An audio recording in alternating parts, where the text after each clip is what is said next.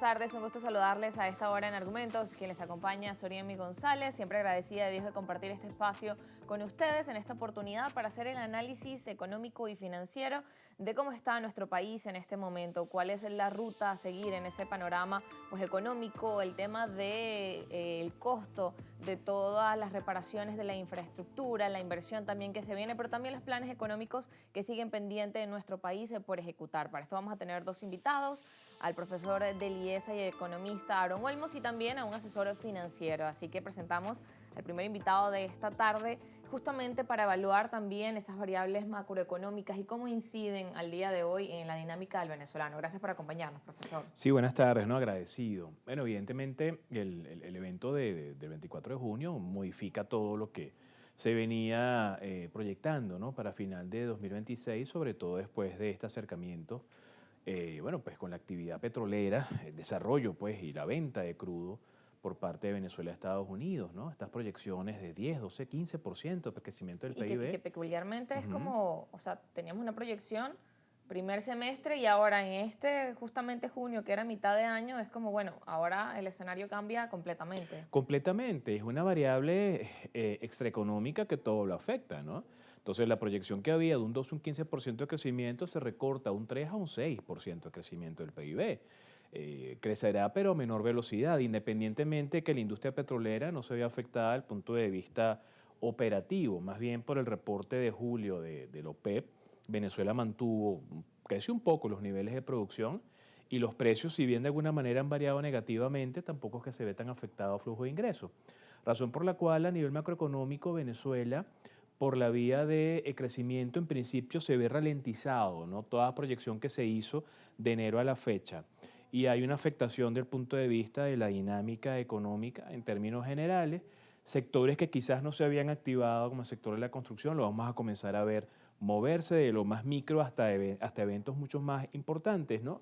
Que quizás ese efecto lo vamos a ver es el año que viene para el sector de la construcción, el PIB de la construcción. Pero estamos viendo también modificaciones a nivel del consumo, de la jerarquía de las necesidades. Estamos comenzando a ver una orientación del dinero para otras cosas después de las primeras semanas de la emergencia de la coyuntura que presentó este doblete sísmico. Y evidentemente estamos viendo unas modificaciones importantes, ¿no? Que hay que terminar de entender para las personas, la familia y las empresas, ¿no? Claro, cómo cambia el panorama. ¿Qué impacto tiene de alguna forma y cómo lo vamos a ir viendo ya a un mes de ocurrido este suceso? Y de alguna forma lo decíamos, bueno, vamos dimensionando, ¿no?, la magnitud de esta catástrofe y ya vamos viendo, bueno, qué va implicando, cómo eso se va viendo también en la dinámica económica y hacia los diferentes sectores también. Bueno, la dinámica económica se va construyendo todos los días, ¿no? Venezuela venía de un 2025 con un crecimiento de indicadores a 3 dígitos, liquidez, inflación, el tipo de cambio oficial. En el caso que nos ocupa a mitad de año, luego un primer semestre, Venezuela ya acumula un 544% de inflación acumulada, 690% de variación de la liquidez. Estamos hablando de un tipo de cambio oficial anualizado de más del 740% en variación, que no es poca cosa, ¿no? Estas cifras, ¿no?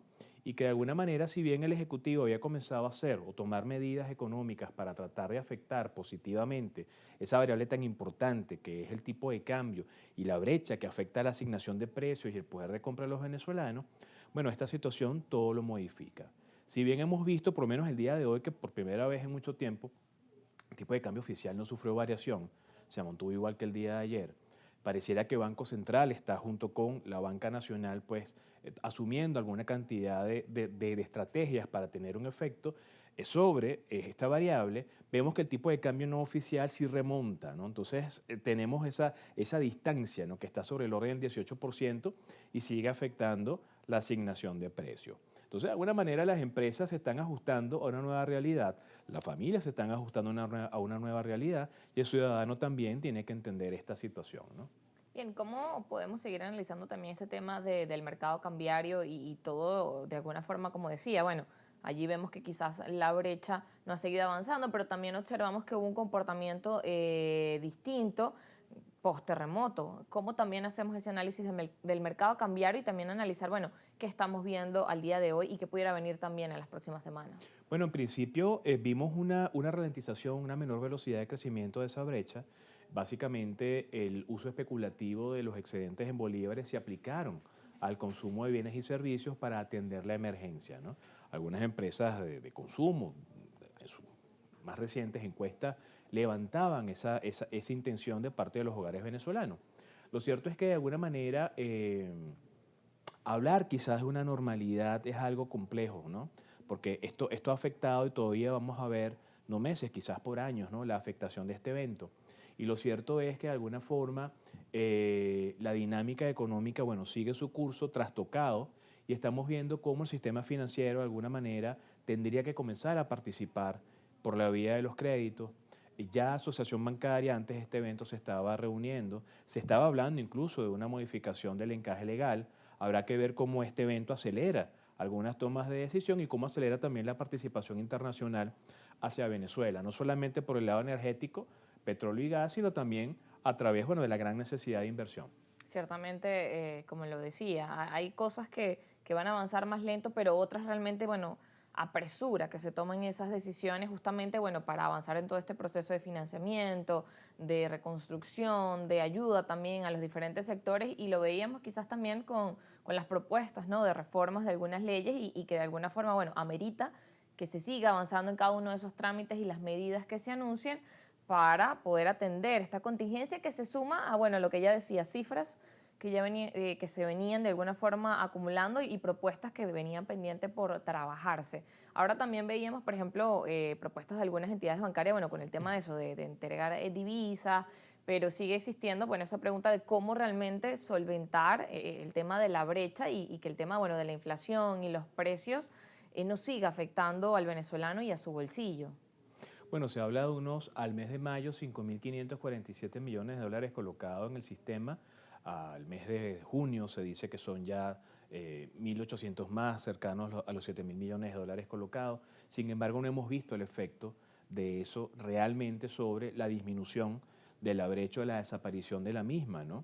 Si bien recordamos, del 25 de junio en adelante, el Banco Central aceleró la depreciación del bolívar.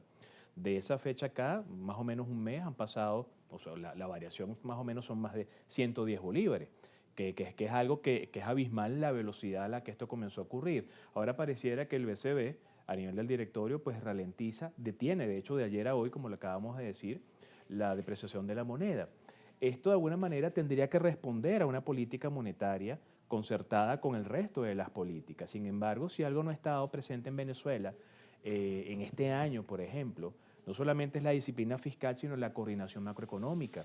Urge hablar de un plan de reestructuración económica, sobre todo en medio de la emergencia y en términos de la cantidad de dinero que va a comenzar a llegar para la reconstrucción de La Guaira, que vaya que ha sido afectado no solamente a nivel de edificios residenciales, sino comerciales, puestos de trabajo. Es el principal aeropuerto de Venezuela y uno de los principales puertos del país. Y evidentemente todo eso hay que tomarlo en consideración en un plan de reconstrucción en medio de un plan económico importante. Sí, justamente esa palabra que mencionaba, urge, ¿no?